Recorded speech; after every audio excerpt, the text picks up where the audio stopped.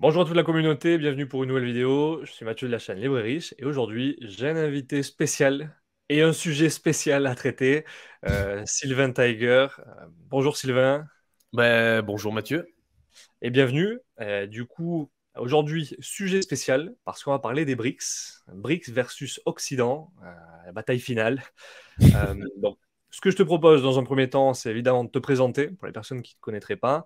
Et ensuite, je commencerai à te poser des questions par rapport à ce choc, puisqu'aujourd'hui, c'est un sujet, on n'arrête pas d'en entendre parler. Et puis, les tensions montent. Donc, ça pourra permettre aux auditeurs d'avoir un petit peu un point de vue objectif, de vérifier un petit peu les avantages et les inconvénients, tant du côté occidental que du côté des BRICS. Donc, est-ce que tu peux te présenter d'abord? Ok. Alors, moi, je suis Sylvain. Du coup, j'ai une chaîne YouTube sur laquelle je t'ai interviewé, qui s'appelle Sylvain Tiger, sur laquelle on vulgarise un petit peu l'économie, on parle de finances, d'économie, de bourse, d'investissement au sens large, et on le fait de façon assez drôle parce que souvent, on le fait au travers d'apéros. On a créé un concept qui s'appelle les apéros de l'écho, où justement, on boit un coup et on parle d'économie. Donc ça, c'est pour la partie un petit peu YouTube. À côté de ça, du coup, j'ai une entreprise de formation qui s'appelle Ultra Bourse, dans laquelle on forme les gens à l'investissement et aussi majoritairement à l'économie. On leur montre comment protéger leur patrimoine, comment s'en sortir, en fait, parce qu'aujourd'hui, je pense qu'on partage le même constat, toi et moi, Mathieu, et sûrement vous qui nous regardez aussi. On part du principe que les institutions publiques ont totalement lâché, en fait, ont totalement lâché prise et ne remplissent plus leur rôle, en fait, qui était de protéger, en fait, les citoyens. C'est-à-dire qu'on paye des impôts, on paye des cotisations, et puis le deal, c'est que en échange de toutes ces contributions, quand on est vieux, on a une retraite. Quand on est malade, on est bien soigné et rapidement. Et puis, normalement, quand on se balade dans la rue, on est censé être en sécurité. Force est de constater qu'aujourd'hui, en 2023, c'est plus le cas. C'est plus le cas. Et du coup, moi, suite à ce constat-là, je me suis fixé comme mission déjà de faire des vidéos ou même de la communication sur tous ces thèmes-là, parce que c'est des thèmes qui m'intéressent moi au quotidien, et je pense qu'ils intéressent beaucoup de gens. Deux, trouver des solutions par rapport à tout ça, et donc du coup, on a créé des formations qui permettent justement de prendre des mesures concrètes pour se protéger, pour commencer à apprendre à investir, pour se prendre en main. Et trois, on prend aussi beaucoup de plaisir à le faire parce qu'on a fait un tour de France avec Ultra Bourse où on a rencontré tous nos membres et tous nos élèves. Et voilà pour ce que je fais, pour qui je suis. Et avant de faire tout ça, j'ai été analyste chez un courtier américain qui s'appelle FXCM. J'ai bossé à Paris, j'étais dans le département recherche chez Daily FX France. Et je faisais des analyses toute la journée en fait sur les marchés financiers. J'étais intervenant régulier sur BFM Business entre 2015 et 2018. 2018, ça a été mon année de départ. Et voilà, je fais une carrière un peu dans le corporate au début, puis ensuite j'ai migré vers l'entrepreneuriat qui me paraissait plus adapté à ce que je voulais faire. Bon, je pense que c'est une jolie présentation. Il Ouais. faut dire aussi que tu fais régulièrement, donc tu fais les interventions avec Olivier Delamarche. Mhm. Olivier Delamarche avec qui on avait fait une interview aussi. Je vous laisserai les liens en description de la vidéo. Mais du coup, voilà. Effectivement, tu as parlé des institutions, tu as parlé du rôle de l'État, on va dire, des Mhm. activités, on va dire, régaliennes à la base. Même s'il y en a pour certains, il faudrait intervenir encore plus que ce qu'il intervient déjà. Euh, Ça permet d'introduire le sujet de la décadence ou des forces et des faiblesses, on va dire, des pays occidentaux. Donc, typiquement, Mhm. aujourd'hui, on a une émergence de pays qu'on appelle émergents à la base, les BRICS, donc Brésil, Russie, Inde, Chine et Afrique du Sud. Et donc, quelque chose qui pourrait être intéressant à mon sens, c'est d'analyser les forces et les faiblesses de chacun. Donc, ce qui permettra de se faire son avis. D'ailleurs, les personnes qui ont un avis avant la vidéo peuvent l'écrire en commentaire. Et ensuite, on va voir si tu arrives à changer aussi leur opinion, par exemple.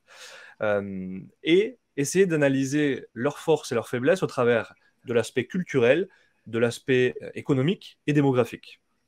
Donc, ce que je te propose, c'est d'abord de commencer par ces trois sujets-là, Mhm. dans le cas de l'Occident. Ok. Dans le cas de l'Occident, donc du coup, tu veux qu'on compare l'Occident versus les BRICS sur la culture, par exemple? Par exemple, allez, on commence par l'aspect culturel et on peut faire un mix plutôt, effectivement, Occident et après BRICS. Ok, bah écoute, de toute façon, je pense on est tous au courant de ce qui se passe dans notre société à nous. Au niveau de la culture, de la culture occidentale, c'est devenu la culture du vide, c'est-à-dire qu'on n'a plus spécialement d'intellectuels. Les jeunes prennent en modèle en fait des influenceurs qui, en gros, font de la télé-réalité, de la chirurgie, puis vendent, si tu veux, des machines pour avoir des abdos en 10 minutes sans rien faire, 10 balles avec un code promo. Et c'est ça, en fait, l'aspiration de tous les jeunes et de la majorité des jeunes aujourd'hui. Peut-être pas ceux qui nous regardent sur ce genre de vidéo, parce que c'est un peu plus technique, mais de la majorité. Donc, culturellement parlant, on s'est effacé. On a perdu déjà, je dirais, le gros aspect de la culture française qui s'est quand même beaucoup américanisé. Pour une certaine partie, c'est bien. Pour une autre partie, c'est moins bien. L'idée, c'est qu'au final, aujourd'hui, il n'y a plus spécialement en fait il y a une espèce de perte de racines, de valeurs en fait en Occident qui font que les jeunes en fait savent plus d'où ils viennent, savent plus où ils vont, savent plus qui ils sont, et ce qui nous amène à une espèce de dérive de la société en fait en Occident. C'est-à-dire qu'on n'est plus sur une société où on va se focaliser sur le travail, sur je dirais les sciences, sur le dépassement de soi, sur les technologies. Comme ça peut être le cas dans les BRICS, hein, quand tu vas dans des pays, il suffit de voyager, d'aller en Asie, par exemple. Je prends l'Asie, mais en fait, tu peux même aller aussi en Afrique. Hein. Mais tu vas en Asie, par exemple, la culture de la société là-bas, hein, que ce soit par exemple en Inde, au Japon, Chine, c'est des cultures où le travail est bien vu, le fait d'avoir des bonnes notes est bien vu, faire des études c'est bien vu, se dépasser c'est bien vu, et puis l'oisiveté c'est mal vu.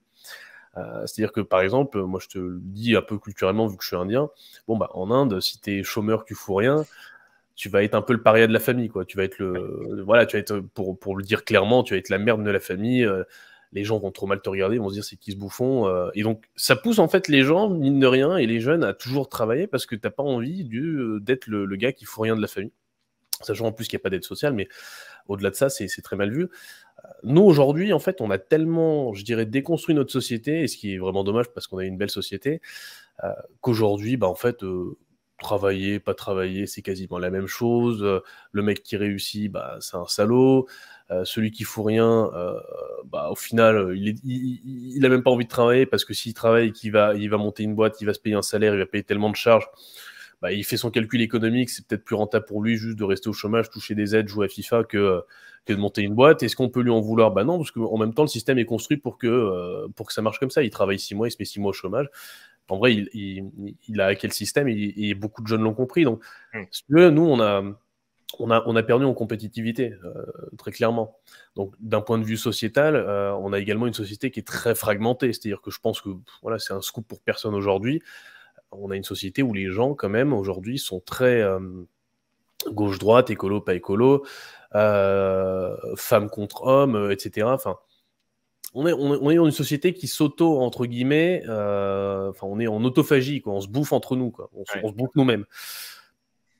Quand, chez les BRICS, ils essayent justement de créer un sentiment d'unité, d'union nationale, quel que soit le pays, ils essaient de tirer et de pousser dans le même sens, en fait, tu vois. Je peux prendre l'exemple de l'Inde. L'Inde, ils ont un objectif, par exemple, c'est India 2030. Ils veulent être troisième puissance économique mondiale. D'ici quelques années, ils vont dépasser l'Allemagne et le Japon.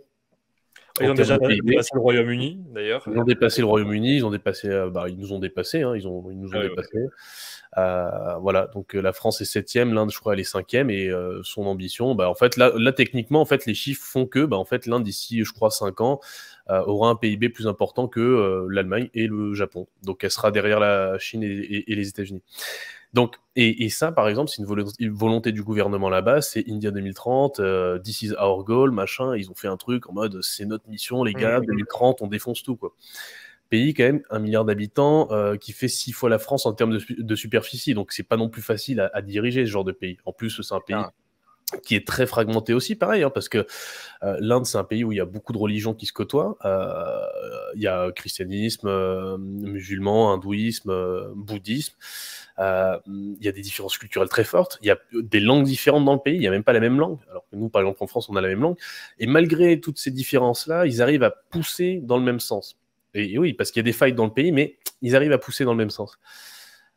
Et ce que je me dis, c'est que nous, au final, on a un peu moins de contraintes en soi, hein, parce que le pays, il n'est pas si grand que ça. Hein. On a une langue qui est censée nous unifier, on a la même langue, on n'a pas spécialement, on a du patois, mais on parlent tous la même chose. Et pourtant, on arrive à se diviser et à en être un point, à se bouffer entre nous et à se donner aucune vision d'avenir. Donc moi, je comprends aussi les jeunes qui sont là, qui veulent pas faire d'enfants et qui foutent rien. Il n'y a pas de vision d'avenir, il n'y a pas de projet commun, et il n'y a pas de projet commun sexy qui est proposé. Donc aujourd'hui, pour moi, la réponse à ces problèmes-là, elle n'est pas politique, j'y crois plus depuis très longtemps. Elle est individuelle. Moi, je pars du principe que de toute façon, il n'y aura pas de sauveur qui va arriver en mode Moïse vient, nous donne la solution, on va sauver la France. Je n'y crois pas. Et franchement, je vous le dis honnêtement, les probabilités que ça arrive, elles sont faibles. On n'est pas dans un film, on est dans le vrai monde. Et donc, dans le vrai monde, il faut se débrouiller. Et donc, moi, je pense plutôt à une autonomisation des gens, c'est-à-dire nous-mêmes prendre en main notre retraite, nous-mêmes commencer à nous former, à apprendre des choses, comment ça fonctionne l'argent, comment ça fonctionne les investissements pour se créer nous-mêmes des petits compléments de revenus, une petite retraite, un petit capital qu'on pourra transmettre aux enfants, avoir un petit bout de terre, avoir peut-être des animaux pour ceux qui veulent, et bouffer, du coup, ce que tu fais planter sur tes terres. Juste compter sur soi et créer une communauté de gens qui sont plutôt dans le même délire, hein, c'est-à-dire en mode autonome et qui ont envie d'avancer. Et je crois plutôt aujourd'hui à ce genre de solution pour nous en Occident qu'un projet commun en mode on va tous devenir copains du jour au lendemain, on va tous penser la même chose, on va arrêter de se casser du sucre sur le dos et puis on va avancer dans un même sens. Donc pour la partie culture en Occident, voilà un petit peu moi mon constat. C'est pas un constat qui fait forcément plaisir, mais c'est un constat qui pour moi réaliste. Mais effectivement, par rapport à l'aspect culturel, c'est vrai que moi j'ai lu 2 livres d'un auteur, il s'appelle Jonathan Haidt. Donc à la base c'est un démocrate américain. Je partage pas forcément tous ses points de vue et je partage pas forcément non plus les points de vue démocrates, républicains, voilà. Mais sur cet aspect-là, sur le livre, effectivement, il expliquait pourquoi aujourd'hui, notamment aux États-Unis, mais c'est quelque chose qui arrive aussi en France, de plus en plus on le voit, la société est autant fragmentée entre d'une part la droite et d'autre part la gauche, parce que là-bas c'est bipartiste, on va dire, hein. Tu as quelques partis à côté, mais c'est résiduel, on va dire, par rapport à ces 2 grands partis.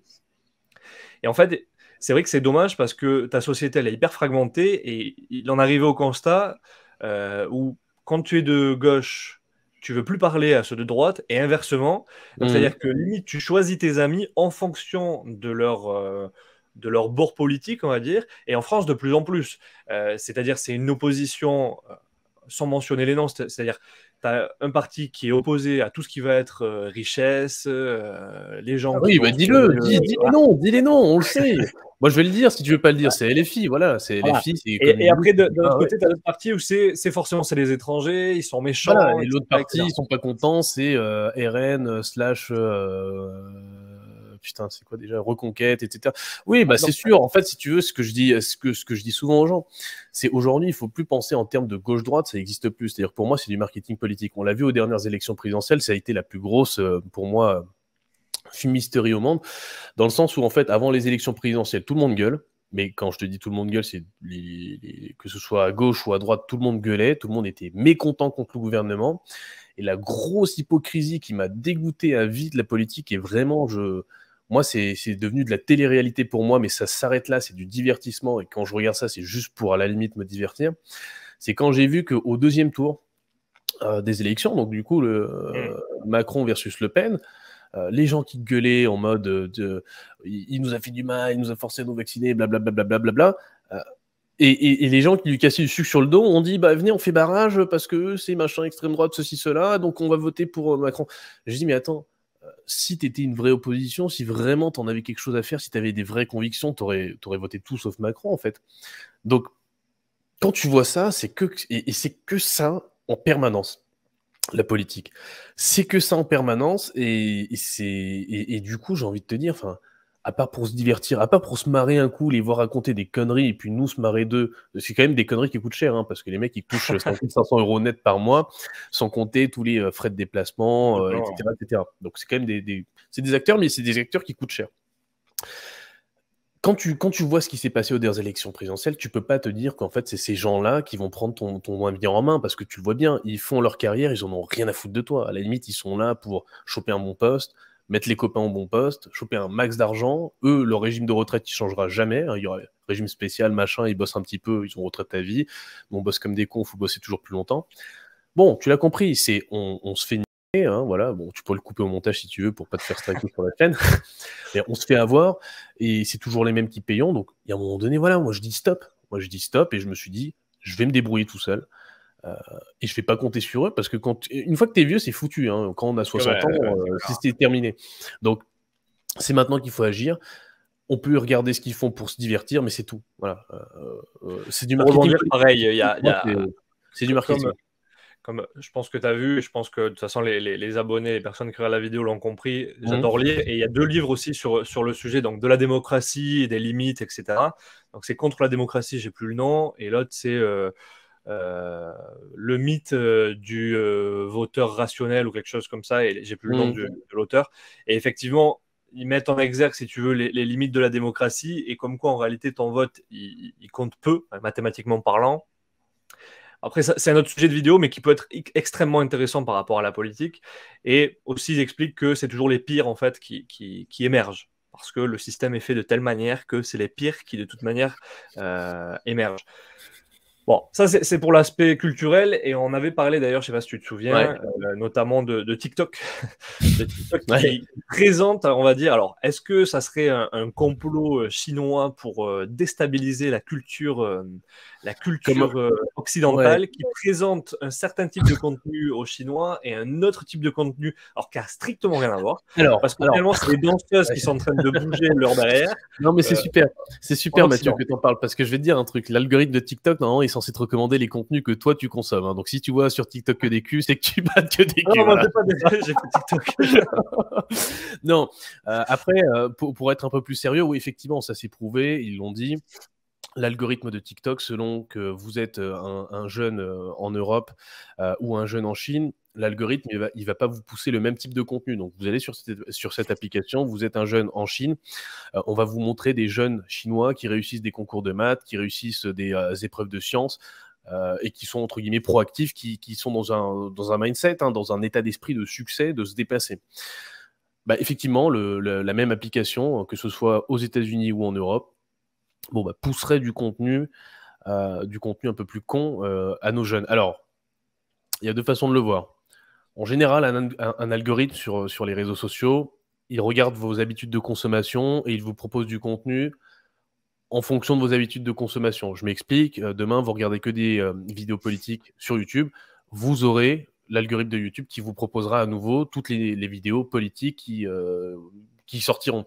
Vous regardez que du sport, vous aurez toutes les nouvelles vidéos de sport qui sortiront.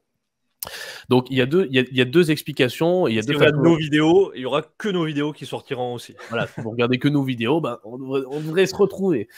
Donc il y a 2 façons d'interpréter ça. Alors, est-ce que les jeunes, chez nous, ils vont tous, ils passent leur temps à faire des défis idiots et à regarder des culs, et les jeunes en Asie ou en Chine, ils passent leur temps devant leur cahier de maths à faire des devoirs?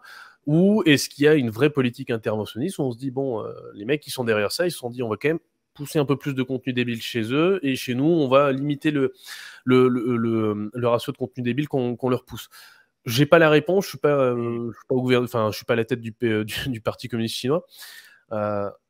Moi, je pense que ça doit être un mix des deux dans la réalité. C'est-à-dire qu'il y a une volonté de soft power, hein, de pouvoir, entre guillemets, doux en français, où les mecs vont essayer forcément d'avoir un avantage sur nous, hein, donc leurs jeunes les préserver, les rendre intelligents, ou en tout cas cultivés, et nous d'essayer de nous pousser à être cons, même si c'est pas trop dur. Et derrière, je pense qu'il y a aussi nos habitudes de consommation, hein. Enfin, je veux dire, c'est évident, quand tu regardes aujourd'hui les émissions les plus vues, c'est pas les tiennes, les miennes, hein, c'est TPMP. Donc, je pense que, tu vois, il y a un moment donné, les gens aiment consommer ça, et ben tant pis, hein, enfin, pas faire grand-chose. C'est clair. Bon, ça, c'est pour l'aspect culturel. Je pense qu'on a fait le tour. Chacun aura son opinion de toute manière. Bon, pareil, on en débattra dans les commentaires. Par rapport à l'aspect... Voilà, débattons. Par rapport à l'aspect économique, du coup, parce que tu as mentionné le Parti communiste chinois. Alors, le Parti communiste chinois, le communisme, c'est quand même un système politique, mais aussi un système économique, par sa manière d'appliquer des règles, d'appliquer une certaine philosophie et autres. Du coup, voilà. Au niveau économique, comment on peut comparer aujourd'hui les économies dites libérales a priori, hein, et entre guillemets, je mets entre gros guillemets parce que moi, ça me fait bien rire quand on parle de néolibéralisme au sein des pays occidentaux, chose qui n'est pas du tout le cas en réalité quand on l'analyse bien. Donc pour ces économies-là, et des économies qui a priori sont quand même un petit peu plus interventionnistes du côté des BRICS, quasi majoritairement, mais qui aujourd'hui quand même se développent. Comment tu les analyses? Moi, je pense que ce qui fait qu'on a tué en fait l'Europe et l'Occident, c'est l'excès de règles. En fait, trop de règles tue les règles. C'est-à-dire que il y avait une vidéo de Charles Gaff qui était intéressante où il disait que dans les pays anglo-saxons, ce qui n'est pas interdit est autorisé, et chez nous, ce qui n'est pas autorisé est interdit. Tu vois, il y a deux façons de voir la loi en fait. Et j'ai trouvé ça très intéressant parce que c'est exactement pour moi en fait ce qui fait qu'on a tué nos industries, notre esprit entrepreneurial et notre économie en général en Europe et en Occident. Taxes élevées. Donc déjà, on a des taux d'imposition qui sont très élevés. Bon, nous, spécialement en France, mais voilà, forcément, hein, à l'échelle des BRICS, si on compare, ils sont plus compétitifs que nous. On a des régulations dans tous les sens, c'est-à-dire que nous, en fait, dès qu'il y a une innovation qui sort, on va chercher tout de suite quelles règles on peut lui mettre et quelles interdictions on peut lui donner. Dans ces pays-là, ça peut être à double tranchant. Alors, ils peuvent t'autoriser les trucs comme ils peuvent te les interdire. Par exemple, les cryptos, je sais qu'en Inde et en Chine aussi, du jour au lendemain, ils t'ont interdit les cryptos. Mais bon, en général, il y a quand même moyen de toujours moyenner. Tu vois, il y a toujours moyen de moyenner dans ces pays-là. Bon, chez nous, tu l'as bien compris, on en avait parlé hier quand tu es passé sur ma chaîne. On veut mettre en place un euro numérique, on veut tracer toutes les transactions. Enfin, on est très dans le contrôle en fait en Europe et je dirais en Occident. Et forcément, quand tu es dans une société qui veut tout contrôler et qui veut tuer l'innovation, forcément, il n'y a pas de relais de croissance parce que celui qui innove pas, celui qui veut innover, il va innover dans des pays où on le laisse innover, où ça lui coûte pas cher d'innover. Et où il aura justement des matières premières et une main-d'œuvre qui lui coûtera aussi moins cher pour innover. Parce qu'innover, ça ne veut pas dire que tu réussis. Tu vas souvent beaucoup rater. Et pour pouvoir rater beaucoup, il faut que ça te coûte pas cher à chaque fois. Donc tu vas pas tenter de faire le fou dans un pays où tout coûte cher. Tu vas pas aller au Danemark, monter 10 000 startups, ça coûte très cher. Le coût de la vie est cher, etc. Tu vas aller dans des pays où ça te coûte moins cher. Ou alors, il faut que tu lèves des fonds. Donc, tu vas dans un pays où... Par exemple, effectivement, tout ce qui est contrôle, etc., ça, c'est clair et net que ça tue la volonté d'innover, d'entreprendre. Et puis, même les gens en ont marre parce qu'on contrôle notre vie, ce que tu peux faire, ce que tu peux pas faire, comment tu dois agir, comment tu ne dois pas agir, comment te comporter, consommer, etc. Et du coup, par exemple, la Chine, ça reste un pays qui fait partie des BRICS et qui est particulièrement interventionniste, particulièrement, comment dire, qui dicte un petit peu aussi, prégnant, oui, qui est présent, le crédit social qui se développe, il y a quand même le yuan. Oui, je vois ce que tu veux dire. Après, encore une fois, c'est vrai que de toute façon, tu ne vas pas gouverner un pays où tu as 1 milliard d'habitants comme un pays où tu as 60 millions d'habitants. C'est des façons de jouer qui sont totalement différentes. Si tu veux que ton pays avec 1 milliard d'habitants il soit compétitif, tu es obligé de faire ce genre de choses-là parce que sinon c'est trop le boxon, tu vois. Et ils ont centralisé énormément de choses parce que c'était leur façon à eux d'aller tirer et d'avoir l'ambition de Chine first économie du monde. Et voilà, ils sont deuxième, ils sont en train de passer premier, ça se fight avec les États-Unis. Donc voilà, en fait, si tu veux, nous, on a tous les inconvénients de la Chine sans les avantages. C'est-à-dire qu'on a le côté prégnant, le côté contrôle de l'État sur nos vies, mais on n'a pas les avantages qui sont une augmentation de la qualité de vie, puis une acquisition d'industries ou d'entreprises qui viennent s'implanter chez nous parce qu'elles veulent délocaliser chez nous. Remarque, tu me diras, avec l'effondrement de l'euro, il y a peut-être moyen qu'on coûte pas cher, hein, finalement, et que les BRICS finissent par nous dépasser, puis se disent, tiens, ils sont pas, les petits Européens, là, ils coûtent pas cher avec leur euro, leur petite monnaie, là. Si on allait les développer. Si on allait les développer, ça serait quand même le comble, franchement. Ça serait la honte, j'espère pas. Mais on se dirige quand même vers ça. Donc, pour éviter ça, forcément, tu l'as compris, on l'a tous compris, on part en guerre. Hein, l'Europe part en guerre contre et c'est pas contre la Russie, la guerre, c'est contre les BRICS au final, hein, parce que cette guerre, au final, c'était Chine-États-Unis qui se tiraient la gueule déjà sous le gouvernement Trump avec des taxes d'importation sur les produits chinois, parce que Chine-États-Unis, déjà, il y avait un clash des titans, en fait, au sommet pour la première place. Là, bah, du coup, l'OTAN, enfin bref, on va pas parler géopolitique, mais bref, ils se sont, comment dire, ils se sont rapprochés de plus en plus de la Russie, ça a déclenché un conflit, et ce conflit, au final, bah, qui était Ukraine-Russie à la base, est en train de devenir BRICS versus Occident, parce qu'au final, Russie est soutenue par la Chine, et au final, Ukraine est soutenue par États-Unis et par Europe. Donc, bah, en fait, on a polarisé le monde, et c'est ce que je disais, on recrée une troisième guerre mondiale cette fois-ci. Faut pas avoir peur de le dire, hein, c'est une guerre mondiale, du coup, hein, c'est pas une guerre isolée, parce que la Chine et les États-Unis, d'ailleurs, se sont pris le chou il y a pas longtemps, là, avec un avion américain qui a survolé la mer de Chine et qui s'est fait prendre en chasse, du coup, hein, par un avion chinois. Logique, tu vas sur la mer de Chine, bah, ils vont forcément t'envoyer un chasseur chinois. Et voilà, donc il y a des tensions entre la Chine et les États-Unis sur Taïwan. Disons Il que y a la moi, guerre de en l'Europe. tout cas, de mon point de Globalement. vue, j'ai l'impression qu'aujourd'hui, on assiste surtout à une deuxième guerre froide qui peut dériver Ah non, là, en guerre non, mondiale. non, là c'est plus une guerre froide. Non, non, je suis pas d'accord, Mathieu. Là c'est plus une guerre froide. Attends, là on a des soldats qui se battent et on envoie des armes. Donc c'est pas une guerre froide. Là c'est une vraie guerre, hein, pour le coup, hein.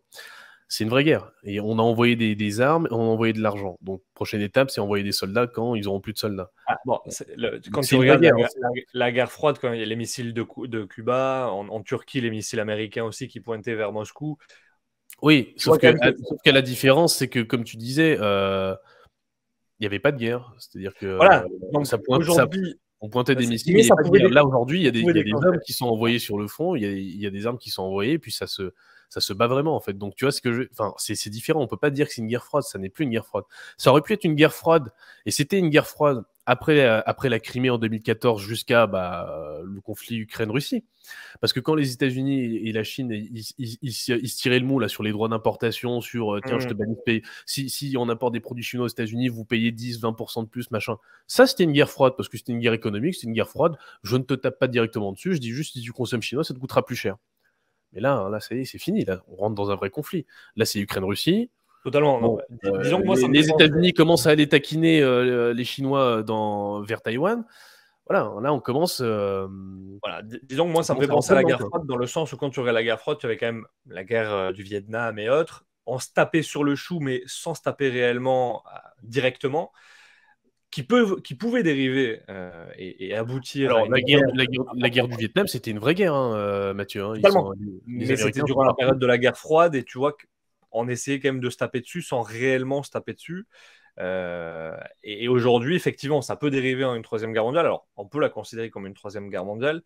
Euh, bon, Bah, de toute façon, c'est qu'une question de temps, parce que tu le vois, hein, les pays africains d'ailleurs ont commencé à prêter un petit peu allégeance à la Russie. Il y a une grosse perte. Il y a une super vidéo, je crois que c'était sur Thinkerview, si je dis pas de bêtises, une vidéo qui montrait justement la perte d'influence de la France et hmm. des anciens pays coloniaux en Afrique, en fait, et les pays africains qui se tournent de plus en plus vers le bloc Russie, BRICS en général. Il y a une grosse perte d'influence au niveau du pétrodollar. Donc, du coup, l'Arabie Saoudite maintenant accepte d'être payée en yuan chinois pour son pétrole et non plus en dollars.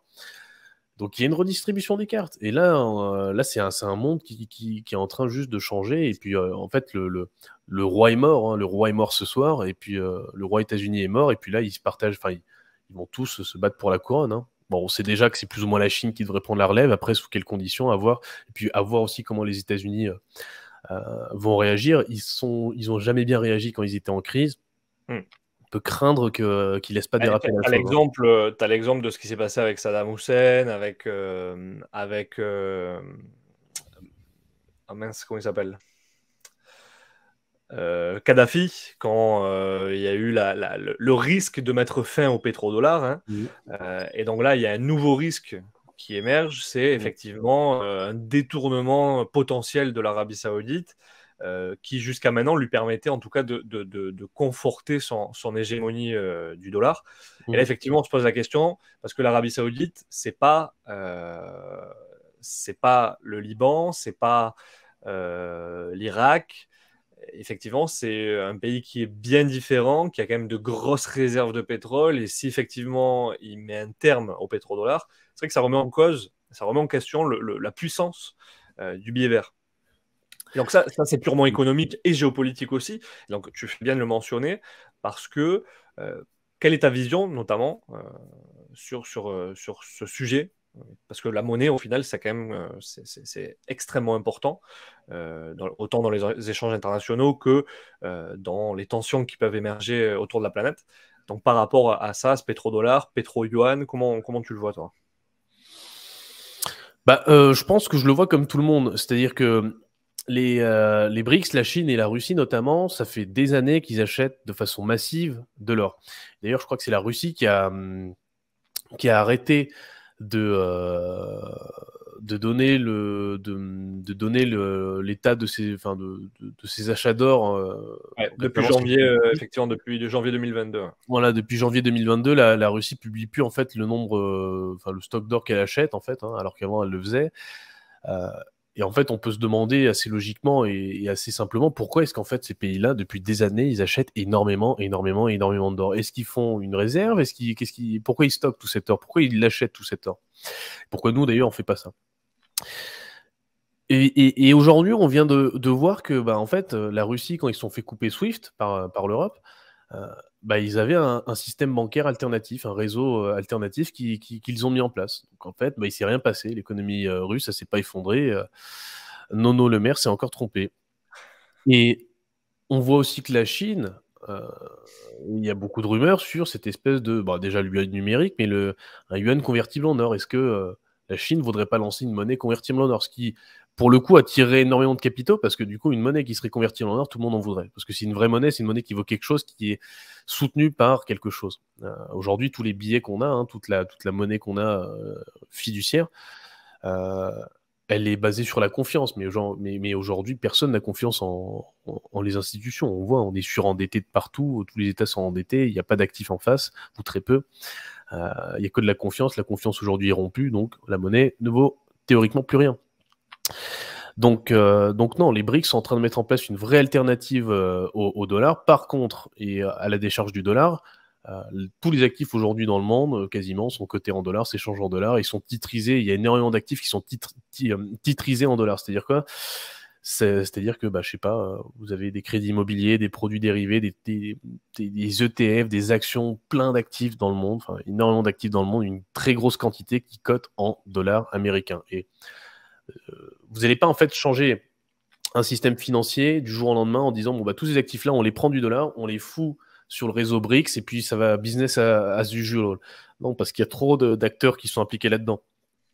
C'est des systèmes financiers qui impliquent le Royaume-Uni, qui impliquent les États-Unis, etc. Donc ça va pas se passer comme ça. Ça va être une vraie guerre économique. Ça va être des sanctions sur vous pouvez pas acheter tel produit chinois, telle action chinoise parce qu'on est en guerre contre eux. On va être vraiment dans un monde polarisé. Le numéro 1 ne va pas mourir du jour au lendemain, en fait. Donc le dollar, pour l'instant, il va rester fort, en fait. Hein. Et c'est la monnaie qui aujourd'hui est la plus attractive parce que c'est la monnaie aujourd'hui, je veux dire, avec la hausse des coûts de l'énergie en Europe, il y a beaucoup d'industries, notamment en Allemagne, qui sont parties aux États-Unis. Pourquoi? Parce que ça coûte cher aujourd'hui de faire tourner son usine en Allemagne parce que en plus, l'électricité et l'énergie qui explosent, c'est clair que on a fait les idiots, on a fait les débiles à vouloir fermer des centrales dans tous les sens parce que écologie machin. Au final, on n'a plus d'électricité, on rouvre des centrales à charbon, on pollue 10 fois plus. Mais du coup, on s'est donné la conscience écolo pendant 2-3 mois. Du coup, les entreprises, elles ferment, elles se cassent, elles partent aux États-Unis. Donc c'est pour ça que je vous dis que au final, mine de rien, les États-Unis, dans ce conflit, ils en profitent clairement, ça c'est clair que... Deux, ils récupèrent des industries, donc potentiellement des taxes et des emplois qui seront créés sur place. Leur monnaie, non, elle est bien. Hein. Enfin, ça se passe bien pour eux. Hein. C'est pour nous que ça se passe pas bien. Tu as le livre de Ray Dalio par rapport aux empires, donc c'est The World Changing Order. Donc effectivement, il explique comment les empires montent, et déclinent.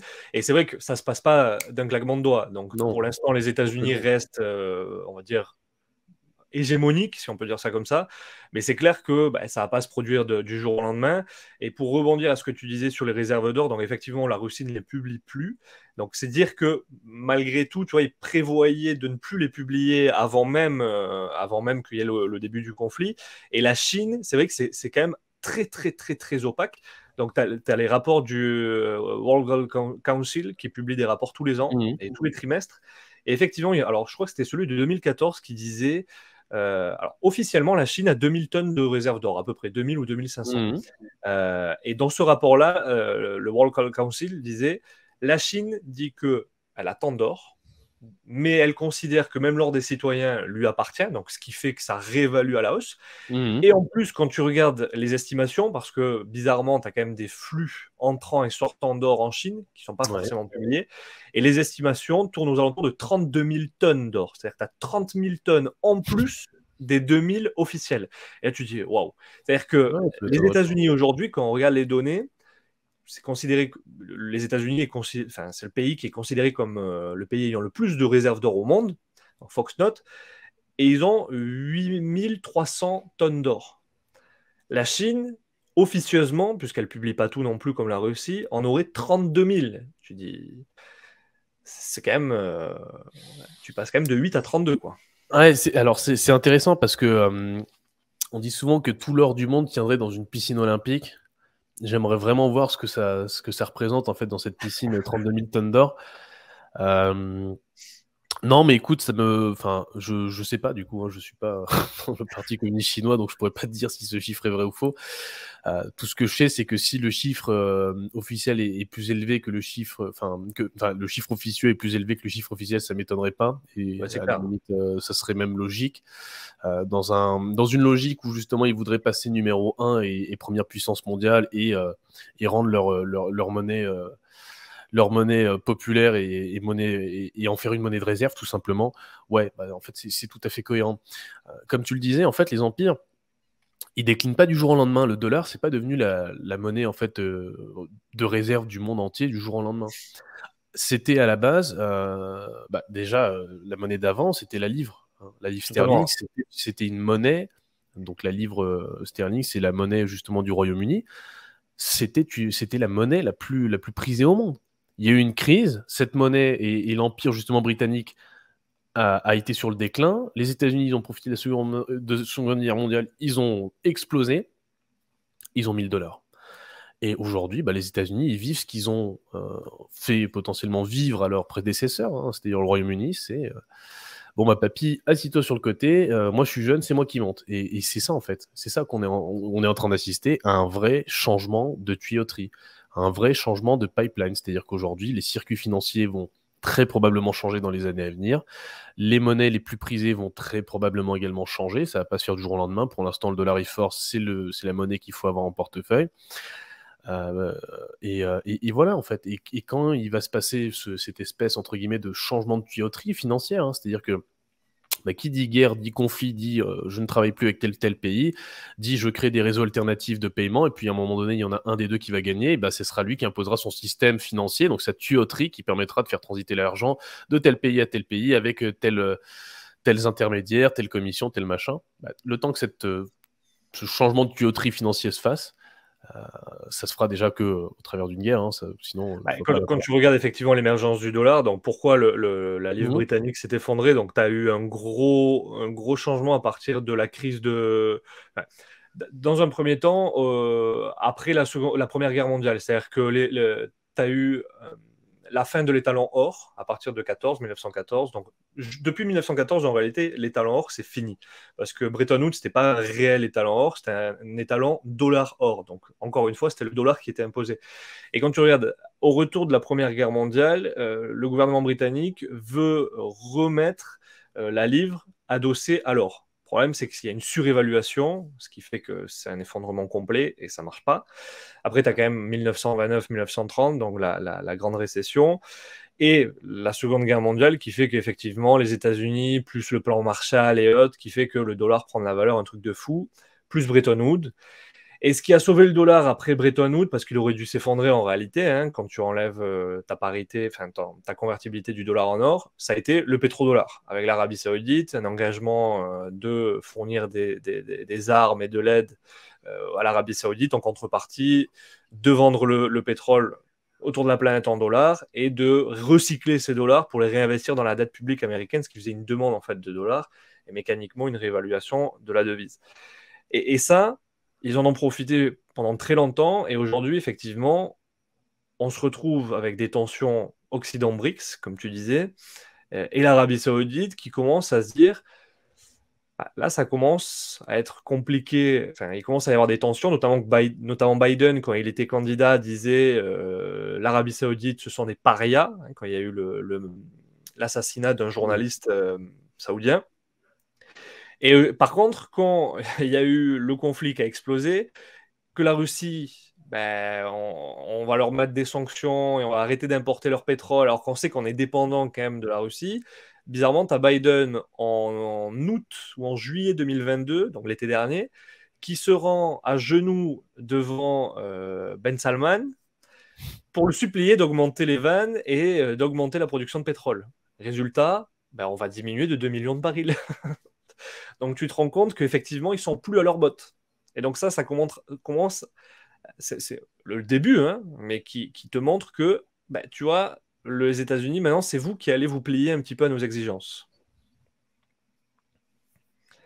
Je pense que tu partages. Oui, oui. Oui. C'est bien expliqué. J'ai Ouais, rien à j'ai rajouter. rien d'autre à dire. Ça, en tout cas, voilà, c'est pour l'aspect économique qui est Ouais. passionnant, hein. Alors, j'ai encore des livres, j'ai oublié les titres et ils sont tous derrière. Je vais saouler tout le monde avec mes livres, donc j'arrête.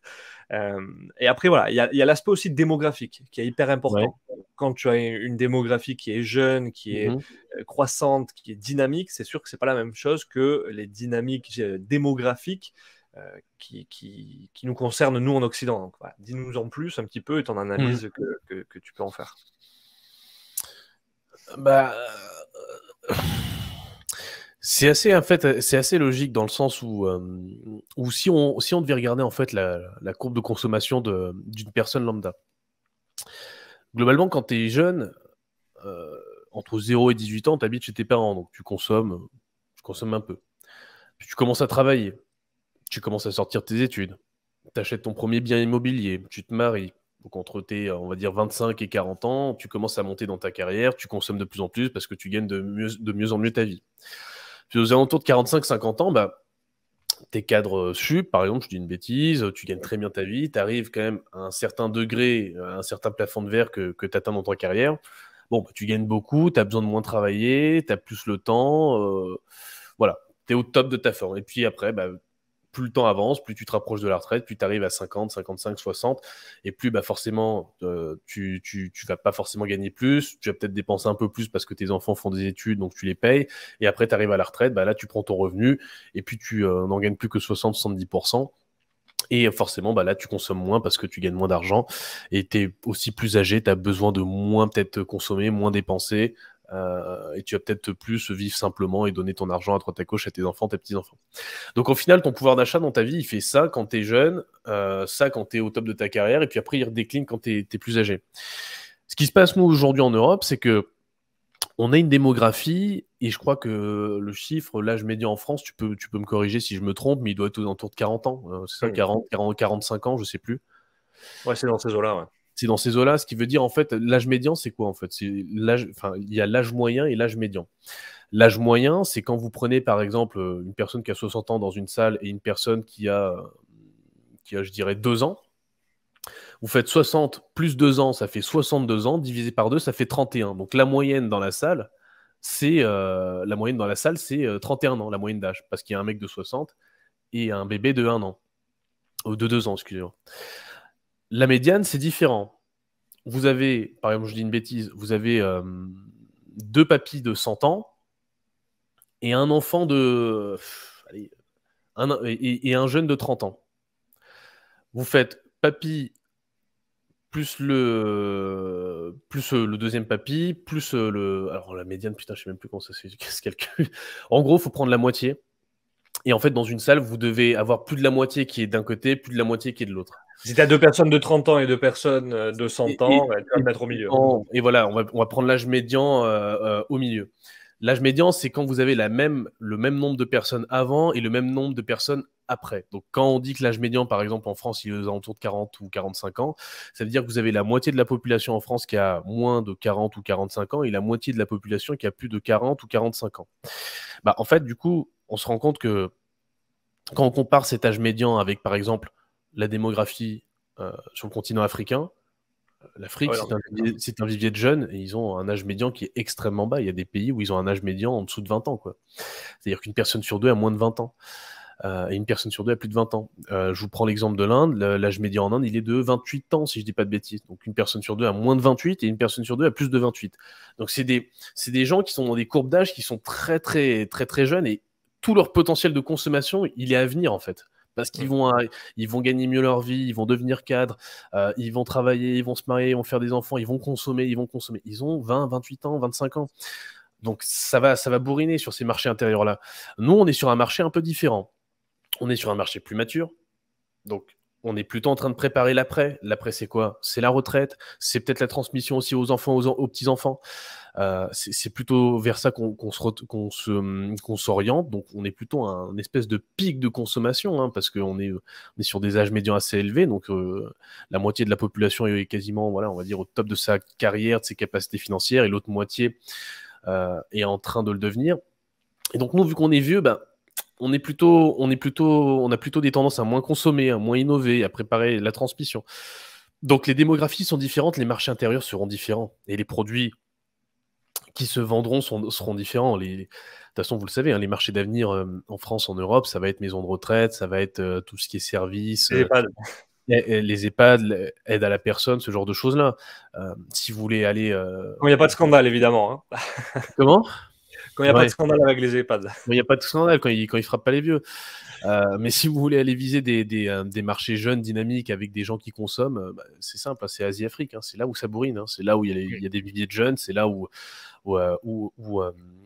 les marchés sont explosifs, en fait. Même la Chine est vieillissante, hein, en soi. Hein. Même la Chine, ils ont eu la politique de l'enfant unique, eux, ils sont en train de galérer. Hein.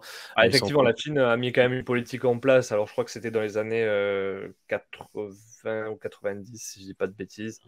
Ils sont quand même revenus sur la politique de l'enfant unique au début. Ils sont revenus parce qu'ils n'ont plus le choix, en fait. Maintenant, ils ont une population comme tout le monde qui est vieillissante. Ils permettaient 2 personnes, et aujourd'hui, ils l'ont carrément annulé parce qu'ils se sont rendus compte que c'était une bêtise totale et complète, ce qui est vrai.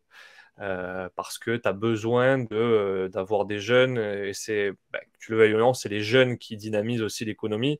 Si tu as une société de papy, ce qui est en train de se passer, de papy-mamie, hein, généralement plus de mamie que papy, parce que les papys meurent avant, puisque l'espérance d'âge des hommes, je crois, c'est 80 et les femmes 83. Il y a 3 ans de différence, mais on a tendance à mourir un petit peu avant. Mais c'est vrai que il faut rappeler aussi une autre donnée. Hein. J'ai fait une vidéo sur les retraites. L'espérance de vie en bonne santé des hommes, elle est de 63 ou 64 ans, je crois, si je dis pas de bêtises. Parce qu'il y a l'espérance de vie en bonne santé. L'espérance de vie, oui, comme tu dis, c'est 80 et quelques années, mais en fait, 80 ans, en général, les mecs tous malades, cassés de partout. L'espérance en vie en bonne santé, aujourd'hui, d'un Français, c'est à peu près aux alentours de 62-64 ans. Et après, en général, il vit avec des maladies. Et c'est pas la même chose. D'autant plus, c'est-à-dire que quand tu arrives à un certain âge, tu as des maladies, tu es beaucoup moins dynamique, effectivement, tu as besoin d'assistance, ce qui est logique, et c'est pas mauvais parce que ça nous concerne à tous, ou ça va nous concerner de toute manière, mais c'est sûr que ton économie est beaucoup moins dynamique, et c'est d'ailleurs pour ça aussi qu'il y a eu une théorie, donc la théorie de la stagnation séculaire, ils ont appelé ça, qui fait que on se retrouve avec des économies qui sont en stagnation constante. Et effectivement, quand tu déflates, c'est-à-dire que tu enlèves l'inflation et que tu prends les taux de croissance, depuis 1 ou 2 décennies, tu te retrouves avec des économies qui, bref, ne sont pas au top de leur forme, quoi. Alors après, on nous dira, oui, non, mais c'est bien, il faut viser la décroissance, etc. Tu vas la payer, la décroissance, et tu vas voir ce que c'est quand on va se retrouver avec une vraie décroissance à cause d'un manque de dynamisme. J'ai envie de te dire, en fait, c'est marrant parce que c'est vraiment ce que j'appelle le suicide de l'Occident, et je pense que je comprends même pas d'où ça vient. Franchement, je te le dis honnêtement, je comprends pas d'où ça vient. Je vois même pas pourquoi en fait il y a cette volonté de se tuer, de toujours se saboter et de toujours se rabaisser.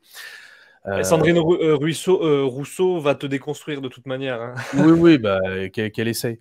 En fait, moi, ce qui me fait rire, c'est pourquoi est-ce qu'on veut toujours plus de décroissance? Pourquoi est-ce que nous, on devrait porter, entre guillemets, toute la misère du monde sur nos épaules? Pourquoi est-ce qu'on devrait pas, on devrait arrêter de faire des enfants? Pourquoi est-ce qu'on doit, je sais pas tirer la chasse quand on va pisser? Pourquoi est-ce on n'a pas le droit de rouler avec des diesels? Pourquoi nous, en fait? Enfin, nous, on représente quoi, en fait? Au final, quand tu regardes l'Europe, c'est quoi? C'est 600 millions de personnes? 300 millions, je sais même plus. C'est que dalle, tu vois? Sur 7 milliards d'habitants, on est que dalle, en fait. totalement. Donc après, tu as aussi la théorie, oui, vous avez vous avez de la pollution délocalisée. En fait, vous, en Europe, vous consommez des trucs, mais comme vous n'avez pas les industries chez vous, vous achetez en Chine, c'est en Chine que ça pollue, mais ça vous appartient à vous. Ouais, ok, mais en fait, à ce moment-là, tu veux quoi en fait? Tu veux juste que tout le monde se tue et puis quoi? Parce que dans les autres pays, ils consomment aussi, hein, ils sont tous en mode. Les pays, je dis souvent, les pays émergents d'ailleurs ont émergé, donc c'est même eux maintenant les nouveaux pays développés. Eux, ils vont consommer comme nous, ils sont encore plus nombreux et ils vont faire encore plus de dégâts. Et la pollution par habitant aujourd'hui, qui est plus élevée peut-être en France, ce que tu veux, machin. Là-bas, même si elle est plus basse par habitant, vu qu'il y a plus d'habitants, il y a un impact qui est plus gros écologiquement. Et c'est pas parce que toi, dans ton petit pays, tu vas faire tes petites leçons de morale sur Twitter, que le monde va changer et que des milliards de gens à l'autre bout du monde avec une culture différente qui n'en ont absolument rien à foutre de tes leçons de morale vont polluer moins. C'est ça la vérité. Mais c'est pour te donner de l'importance, c'est pour te donner bonne conscience. Voilà, ok, j'ai fait pipi, j'ai pas tiré la chasse, j'ai sauvé un phoque. Non, mais c'est faux en fait. Tu n'as rien sauvé du tout en fait. Voilà, ok. Au mieux, tu as économisé de l'argent sur ta facture d'eau et c'est super pour toi en fait. Mais de là à vouloir donner des leçons de morale à absolument tout le monde, ça marche pas. Le monde ne nous écoute pas, le monde avance sans nous en fait. Et c'est exactement ça et c'est là-dessus que j'ai envie d'alerter les jeunes qui nous regardent. C'est les gars, aujourd'hui, nous, faut qu'on se prenne en main quoi, parce que le monde il avance sans nous. C'est pas parce que nous on va aller dans un musée, on va acheter, je sais pas, je te dis une bêtise, de la sauce tomate sur une œuvre d'art que en fait ça y est, le monde entier va se dire oh quel impact écologique, ils manifestent contre l'écologie, ils ont vandalisé une œuvre d'art. Non, on passe juste pour des débiles en fait. Tu vois, c'est le suicide culturel de l'Occident. C'est la seule chose qui se passe. Donc du coup, non, je suis désolé. Moi, c'est cette thèse-là, en fait, de tout le temps, entre guillemets, se rabaisser en Occident. Moi, je comprends pas, en fait. Voilà, je te le dis honnêtement, je comprends pas. Les autres pays le font pas. C'est pas une attitude de gagnant. C'est pas un truc qu'on devrait faire. Voilà. Disons que, et d'ailleurs, le livre que je mentionnais en début de vidéo, c'est vrai que il expliquait, en fait, ça dépendait aussi de nos croyances, de notre passé, de notre manière de vivre, de nos. Mais je pense que si tu veux, on est trop intellectuel. On devrait retirer les bouquins aux jeunes et leur dire juste soyez un peu plus bourrin, quoi. Arrêtez de tout le temps réfléchir à je suis le problème de l'univers. Moi, je serais plutôt d'avis au contraire. Moi, pour être tout à fait honnête, je serais plutôt d'avis au contraire, leur mettre des bouquins, mais des bons bouquins, plutôt que de les mettre sur TikTok et sur les réseaux, etc. Parce que j'ai pas l'impression qu'il y ait beaucoup de gens qui lisent aujourd'hui. Encore moins les jeunes. Non, je sais pas. Il faut une société qui ait des couilles, c'est tout en fait. La vérité, elle est là, tu vois. C'est juste que là, en fait, on a des gens qui ont peur de tout le temps, qui se culpabilisent de tout le temps, en fait. Et à un moment donné, retire tes bouquins, vas-y, va bosser, quoi, tu vois. Et ça va bien se passer, tu vas kiffer ta vie, tu vas être content de ce que tu as construit, et puis tu vas prendre confiance en toi. Voilà ce qu'il faut, en fait, tu vois. Dans les autres pays, c'est ça, en fait. Vu qu'ils n'ont pas de système social, mais en fait, c'est un peu marche ou crève, et c'est pour ça qu'ils ont des individus qui sont, eux, orientés succès, en fait. Parce que c'est soit ça, soit ils ont rien, en fait. Ils n'ont pas de filet de sécurité. Nous, vu qu'on a de la sécurité et on a des filets de sécurité partout, en fait, cette chance qu'on avait, on l'a transformée en malédiction. Et puis, du coup, on se trouve des problèmes. Tu sais, c'est comme les gens qui sont très, très riches et qui cherchent tout le temps des problèmes et qui sont en dépression nerveuse et qui prennent de la drogue. T'as envie de dire, mais sale connard, t'as un yacht, t'as ceci, t'as cela, t'as des jets privés et tu trouves le moyen d'être malheureux alors que l'autre, il a rien, mais il est heureux. C'est un peu ça, en fait. Moi, je trouve que c'est de l'enfant gâté. Voilà, c'est mon sentiment. C'est pas objectif, c'est subjectif. C'est-à-dire que l'excès est mauvais dans tout, quel que soit le domaine. C'est ça. Donc, en fait, c'est pour ça que moi, le truc du est-ce qu'on devrait rentrer en décroissance en Europe, c'est bon. Il y a plus de croissance déjà depuis des années. Il n'y a pas besoin de rentrer en décroissance. Fermons les centrales nucléaires de toute manière dans ce cas-là, et au moins on a. Non, mais tu fermes les centrales, de toute façon, on va les réouvrir et puis après, on va refaire toujours la même chose. Donc la réalité, de toute façon, la dure réalité nous frappe généralement, et c'est ce qui s'est passé avec le conflit aujourd'hui et les sanctions vis-à-vis de la Russie. De toute manière, tu es obligé de garder les centrales et tu te rends compte que tu dois faire sans. Il y a une autre réalité qui est en train de nous frapper aujourd'hui, c'est qu'on vivait dans un monde qui était à flux tendu, où en fait tout le monde s'entendait bien, donc on n'avait pas besoin d'avoir de stock, on n'avait pas besoin spécialement de produire nous en interne dans notre pays les choses dont on avait besoin, parce qu'au final il n'y avait pas de guerre dans le monde depuis très longtemps, donc on pouvait commander à n'importe quel pays n'importe quelle marchandise. Et puis il y a un truc qui est en train de se passer là actuellement et qui est en train de nous tomber dessus, c'est qu'on commence à renationaliser ou à avoir envie de renationaliser beaucoup de choses, notamment l'agriculture, parce qu'on se rend compte que l'Ukraine produisait beaucoup de blé, machin, mais il y a une guerre là-bas, donc on va être en pénurie, le blé augmente, machin, bon, ce serait bien de reproduire chez nous. On est en train de prendre cette chose-là en plein dans la gueule. Mais en même temps, en même temps, on a envie de reproduire chez nous, mais on n'a pas les conditions pour, parce que l'énergie coûte cher, vu qu'on a fait les idiots avec les centrales nucléaires. On a fermé, puis on a réouvert, ça coûte de l'argent, et puis ça prend surtout du temps pour les réouvrir. Donc du coup, on a des boulangers qui ont des factures qu'ils n'arrivent plus à payer, ils sont en train de fermer. On a des grandes chaînes de magasins qui sont en train de fermer. Il y avait Camailleux, je crois, qui était en redressement judiciaire. Gosport aussi, qui est, je crois, en Gosport sauvegarde. aussi. Enfin, je veux Ça, dire, non, mais effectivement, ça tombe comme des dominos. Ouais. Non, mais j'ai envie de te dire, c'est une honte, quoi, tu vois. Enfin, je veux dire, c'est quoi tu vois, et ça, en fait, c'est pas dû à la mauvaise gestion de Gosport. Hein. C'est pas Gosport, c'est les dirigeants qui sont nuls. Hein.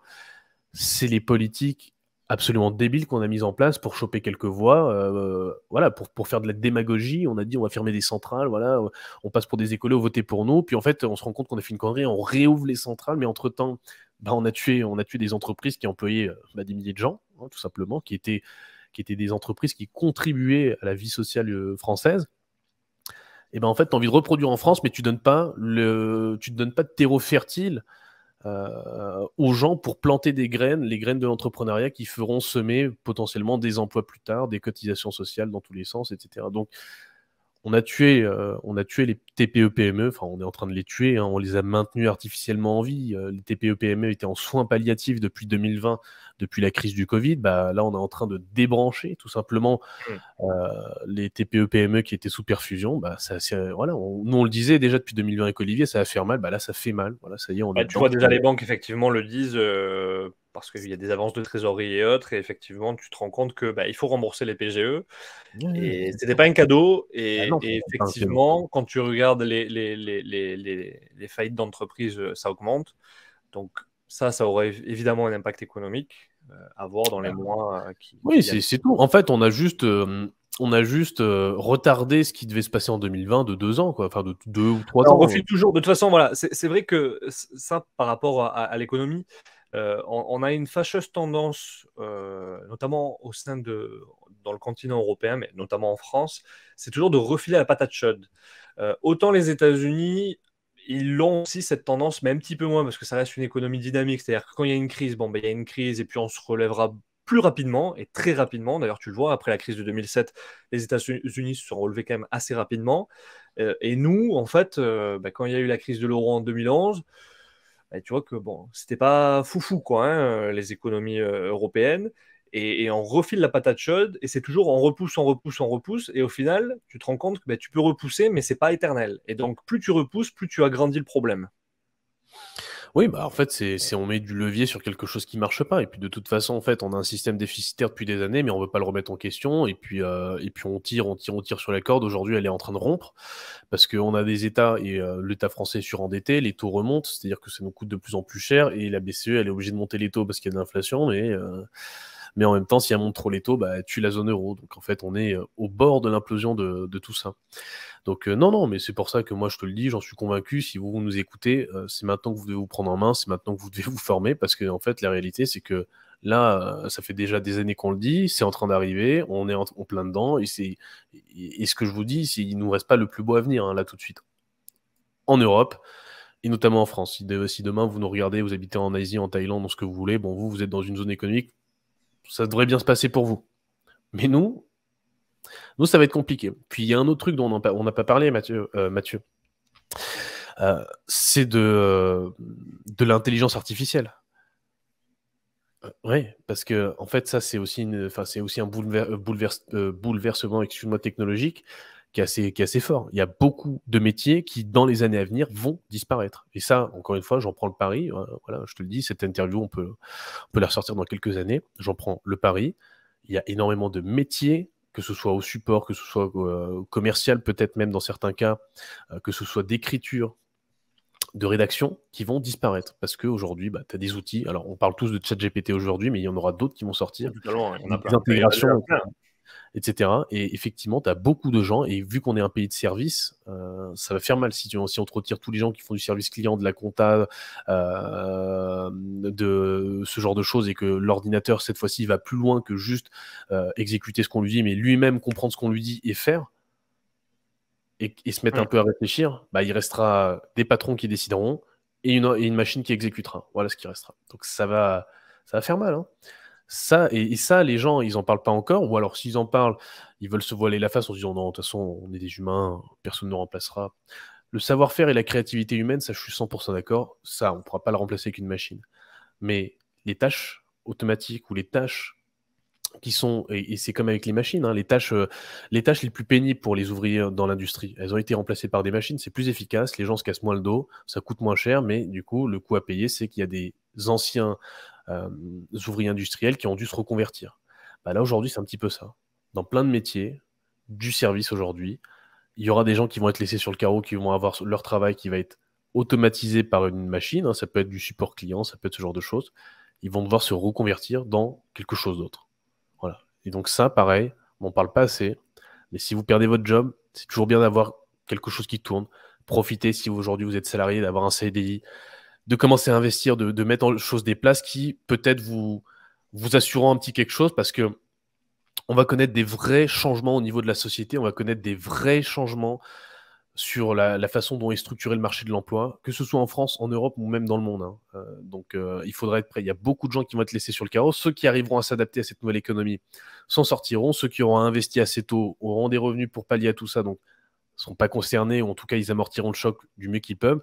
Ceux qui n'auront pas investi, ceux qui ne seront pas préparés et qui en plus de ça n'auront pas anticipé le changement ou voudront pas s'adapter au changement, seront ceux qui vont le plus morfler. Et vous l'avez bien compris, le gouvernement et tous les gouvernements, pas le nôtre, tous les gouvernements, ne sont pas là pour vos meilleurs intérêts. Les gouvernements poursuivent leurs propres intérêts ou les intérêts de la nation. Après, à définir qui est la nation, est-ce que c'est un groupe d'entreprises, un groupe de gens puissants ou tout le monde?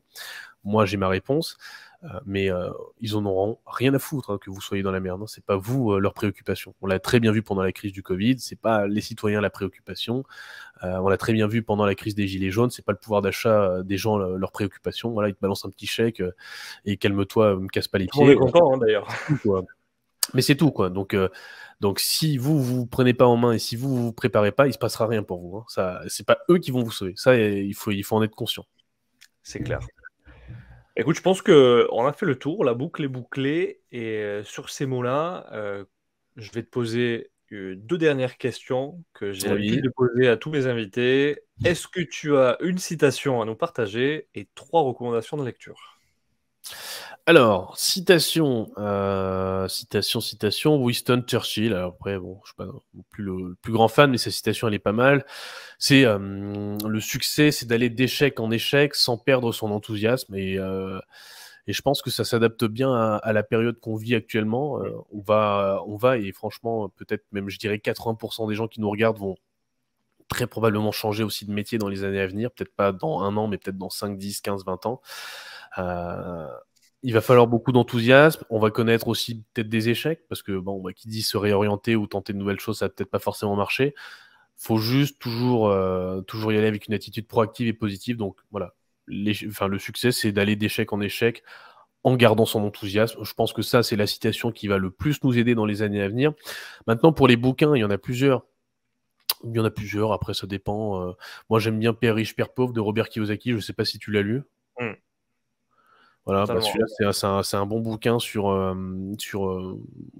déjà juste comprendre un petit peu le monde dans lequel on vit de façon financière. Marc Aurèle, Penser pour moi-même, que j'aime beaucoup. Ouais. J'aime bien la philosophie. Et puis après, il y a le livre du coach de Michael Jordan qui s'appelle Gagner. Si vous voulez être un peu compétitif ou vous êtes dans une logique de vous dépasser, c'est un bon bouquin. Il vous explique en fait, en gros, ce mec-là, il a coaché les plus grands athlètes, dont Michael Jordan pour le coup, qui est quand même un mec qui est considéré comme un gros sportif. Et il explique comment ces gars-là en fait réfléchissent, comment ces gars-là travaillent, comment ces gars-là vont chercher de la motivation quand ils n'ont pas envie d'y aller.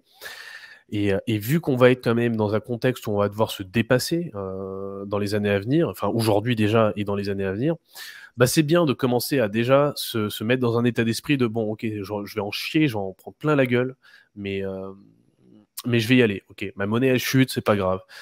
Mon système de retraite il est foutu, pas de souci. Mon système de santé et de couverture sociale il est flingué. Pas de souci. J'y vais, je cherche des solutions, je me crée moi-même mes choses, je suis autonome, je m'entoure de gens positifs et j'avance. Et je pense que ces bouquins-là, bah, c'est déjà un bon pied pour commencer. Père riche, Père pauvre pour comprendre un peu l'argent. Le livre du coach de Michael Jordan, gagner pour l'état d'esprit, on va dire un peu positif, le fait d'avancer, et puis penser pour moi-même de Marc Aurèle. Ça, c'est plus pour prendre du recul sur sa propre vie. Moi, j'aime bien la philosophie, donc voilà. Bah, écoute, des lectures super intéressantes Ouais. et tout comme la citation. En tout cas, je te remercie pour cet Ouais, échange bah, c'est moi qui te remercie. et puis à très vite. Et ben à très vite. Ciao.